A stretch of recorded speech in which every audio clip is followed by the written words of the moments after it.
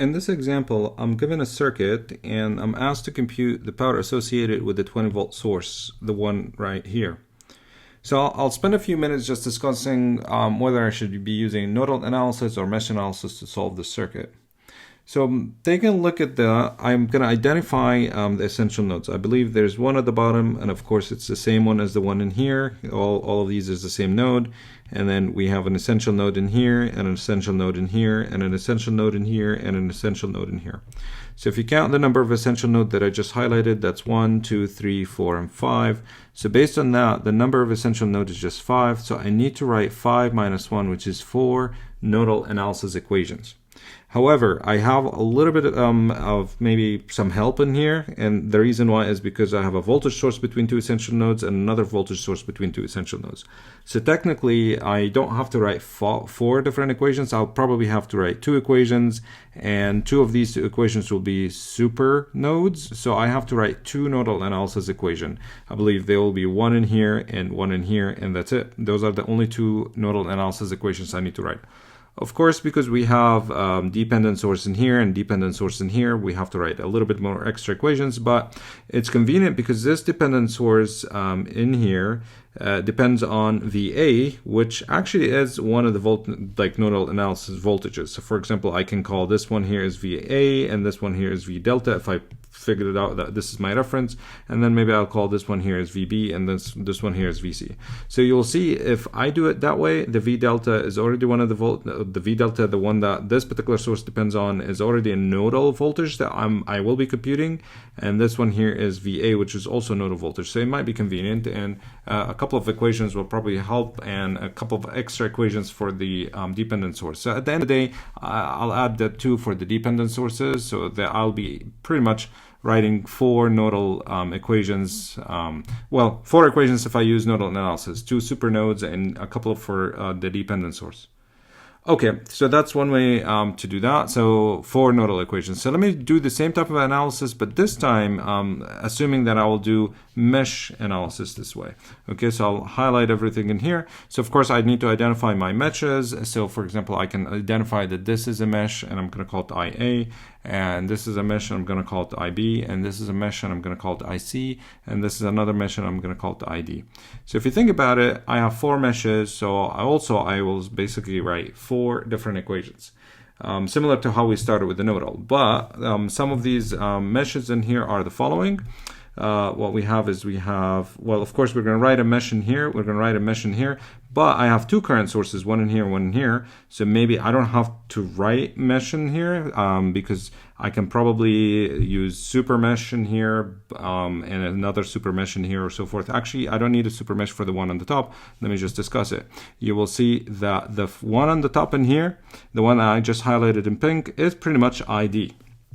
Okay, so this here is ID. Let me just write it in lowercase to be consistent with the others. So this here is ID. So I don't have to write an equation for ID. Okay, so I'm going to say minus one equation. So I need to write three equations. Okay, how about the one down in here? I believe I have to write maybe a super mesh in here because it's between two meshes. But if I remove that and I actually decided to write the super mesh in here, you will see that I'll end up with something like this between these two meshes and this one in here and this one in here. But then if I remove this source and this source in here, I won't end up with a mesh. So I technically will not be able to write a super mesh equation in here. So what would I be doing? Well, as it turns out, that I'll be using some sort of a constraint equation that basically relates ID and IB using that 200 milliamps. That's what I will be doing. So I don't have to write another equation for this super mesh in here, or this particular mesh and this particular mesh in here. I won't be writing ID. I realize that I won't write them. That's the -1, but I won't be able, or I won't need to write the ID. So I'm going to just basically subtract out. So at the end of the day, I'll have to write two mesh equations, this one here, this one here, similar to what we did with the nodal. But in addition to these two mesh equations, I'll have to add two because I have two dependent sources, one in here and one in here. So I'll have to actually use them. Maybe not the dependent source, maybe this one here. So you can do these analysis, and I've done them in here, and I ended up basically with for the mesh analysis, not necessarily 4 mesh equations, but I'll end up with 4 mesh equations. So if you compare nodal, I got 4, and if you compare mesh, I also got 4. So the number of equations is not helpful here in order for me to figure out whether I should do nodal or mesh. Both ways will get me what I want, and neither of them seems to be an easier route. So what I'll have to look at now is what I'm being asked to do. So what I'm being asked to do is to compute the 20 voltage power. So in order for me to figure out what the power is, I will need to figure out what the current is. And if I have mesh currents, for example, if I have IA and ID, I'll be able to figure out the current flowing through this very easily. It's just simply the IA minus ID or something like that. So maybe I should go with a mesh analysis here, and I'll just go from there. Because if I don't do that, what would happen is, and I went with the nodal, I'll figure out what the node equation. So once I know this nodal equation, I'll figure out what this current in here. And of course, this is a current source. I'll know what that is. But of course, it depends on V delta, and the V delta is in here. So I'll have to compute that. So I'll have to compute this current, and then I'll add them or subtract them, like I'll assume something, and then I'll figure out what this current in here. So I'll have to write a KCL equation. So at the end of the day, I think they're very similar. But because we're in the mesh analysis examples in here, I'll just use mesh analysis just to solve it. And also because I want to focus, this is like how I cannot write a super mesh equation for these, because I'll be deleting this one and this one in here. Okay, so let me do it with a mesh analysis, and here's how we do that. Okay, so I'll start by writing the mesh equation for A. So I'm going to just zoom out a little bit here, and I'm going to say, well, here's mesh A. IA. Okay, so we'll do, for example, in here, so we'll say I'll focus on that so that we can see that. Okay, so that will be 100 IA, and just to make sure that the units are correct before I continue, I think this is in ohms, this is in ohms, this is in ohms, everything is in ohms. So this one here, I'm going to convert it to amps, since everything will be amps, voltage, and ohms. So that will be 0.2 amps. This is how much the source is giving me. All right, so we go back in here. So this is 100 IA, and then of course here we hit the negative 20 volts. And then of course, what do we have in here? We have 250. So with this 250, I'll say plus 250, and I'll say IA minus IB, because the IA is going downwards, the IB is going upwards, so that's how it is. Okay, and that basically equals 0. And then you do a little bit of a cleanup in algebra, and you should end up with an equation that is cleaner than this. But for now, I'll just highlight it in here and say this is the first equation. Remember, I have 4 unknowns, so I should end up with 4 equations. And the 4 unknowns are IA, IB, IC, ID. These are my mesh currents. Okay, so moving on to the next mesh. In this next mesh, I will basically write this one here, okay, the IC. Okay, and I'm going to say, well, here's mesh IC. So for mesh IC, I'll have 500 IC minus IB. Okay, why is it IC minus IB? Because IC is going that way, the IB is going that way, and they're in complete opposite direction. And of course, negative 0.4 VA. Okay, and that's, remember, it's like, yes, it's a dependent source, but it's a voltage source, so all I have to do is just add, like similar to what we did with the 20 volts. I just basically say, well, we hit the negative, so it's negative 0.4 VA instead of what we did before, which is negative 20.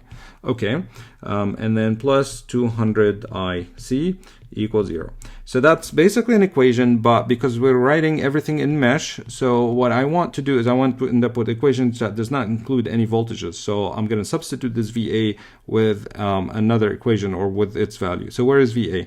Well, VA happened to be here, so if I'm using mesh currents to compute what VA is, so VA is simply 250 times IA minus IB. So how did I figure this out? Well, this is basically I, and this is R, and I just use Ohm's law using the mesh current. So 250 is the value of R, and the current, because I'm having this is as a plus, this is as a negative, so I'm going to basically say IA minus IB. That's basically what I did in here.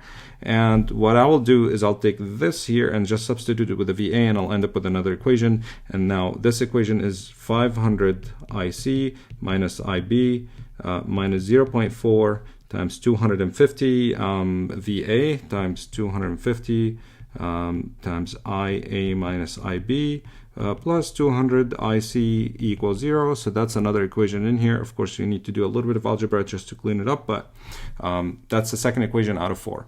Okay, so I use mesh analysis to write the two mesh equations that I can.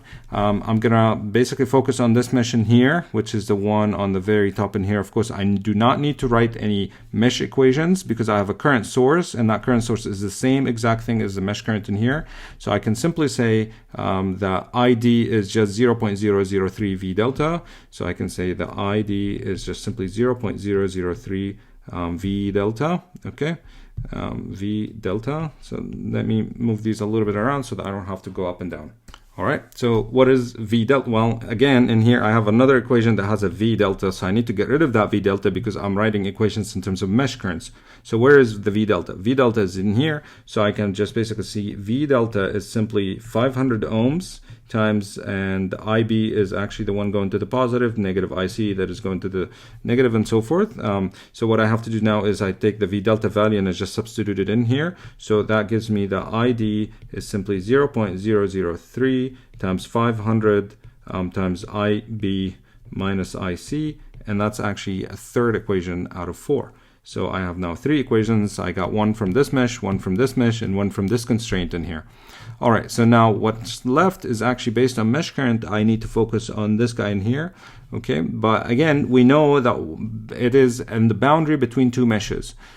So this particular source in here, which is the 0.2 amps, is affecting ID and IB. So I need to write them, technically I need to write a super mesh in here, and by writing a super mesh I need to remove this one in here. But if I do remove it, I'll end up with a super mesh that looks like this in here, and it looks like this in here. But wait a minute, I cannot write any super mesh equation because I don't know the voltage across a current source. So what happens, it will be a super mesh, okay? So I will also remove this particular source in here, and if I do remove it, I'll end up with no mesh at all because I won't be able to close that mesh that I just created in here. Okay, so as it turns out that I do not need to write a super mesh for this particular case. So what do? I need another equation because I got 3 out of 4 equations that I need. So where do I get the other equations from? Well, as it turns out to be that this constraint should be enough. So all I have to do is just say, well, I know that the 0.2 amps is simply ID minus IB. So let me just double check. So ID is going in the same direction, IB is going in the opposite direction, so it's ID minus IB. And as it turns out, that this is actually the 4th equation I should be looking for. So I have 4 equations for unknown. All I have to do is just arrange them, clean them, and I'll end up with the mesh currents. So let me just do that and come back. So I wanted you to see these equations before I clean them up next to each other. What I want you to pay attention to is the following. I'll just remove the highlight. I just basically move these equations next to each other. I want you to pay attention to that all my equations are written in terms of IA, IB, IC, and ID. I have no other voltages, no other equations whatsoever, or no other variables. So IA, for example, I believe this is ID in here. I just need to be a little bit clear. Okay, so this one here is ID, this is IB, ID in here, IB, IC, and IA, IB, IC, IB, IA, and IB, okay, and then IC. So you do a little bit of algebra, you just clean them up and arrange them. So I'll do that and I'll come back to you as well, just to show you the cleaned up version of them. Okay, so I went ahead and I rearranged things, and this is what you should end up with. You can pause the videos and double check what I've done. So these are the original equations. What I've done is I just cleaned them up, divided things and small, basically I made things a little bit nicer and closer. So I have 0 IA minus IB, 0 IC, and ID. And I also went ahead and I arranged them into a matrix. So I took the 0, minus 1, 0, and 1. This become in here. And of course, that will be IA times IB times IC times ID in here. Not times, but they're arranged in a vector. And this is the 0.2. So arrange them so that you can use Cramer's method. And once you use Cramer's method, you'll end up with the following answers. So this is the first mesh current. This is the second mesh current. This is the third mesh current. And this is the 4th mesh current. So we take a look in here and we'll end up, well, what were we asked to do? We were asked to compute the value of the power in here. So what I need to do is I need to figure out what that power value is. So I'll assume that the current going through that particular voltage source is in this particular direction. I'm going to call it I20V. And of course, you should be able to write me that I20V is simply IA minus ID. okay, because IA is actually going in the same direction and ID is going in the opposite direction, okay. And then we'll take this equation, we'll substitute it down in here, and we'll figure out the current going through that particular voltage source in here, okay. So this is what we have. So what we have is IA, which is negative 0.24 minus minus, which is 0.216. Okay, so we'll figure out what that value is, and that's, I believe it's negative 0.024. Okay, to 2.16 and 0.24, and that's in amps. Okay, of course the power is equal to I times V, which is negative 0.024, and it's 20 volts. But I also need to double check that the passive sign convention applies. So as it turns out, that because I wrote it that way and the I20 is hitting the negative, I have to, based on passive sign convention, I have to put a negative in here. So the passive sign convention tells me that you need another negative in here. So we multiply that by and what we get is positive 0.48 watts. So this particular source is consuming 0.48 watts. Of course, you can convert it to milliwatts and you'll get 480 milliwatts. And that's basically how much this current is, or how much this voltage source is consuming.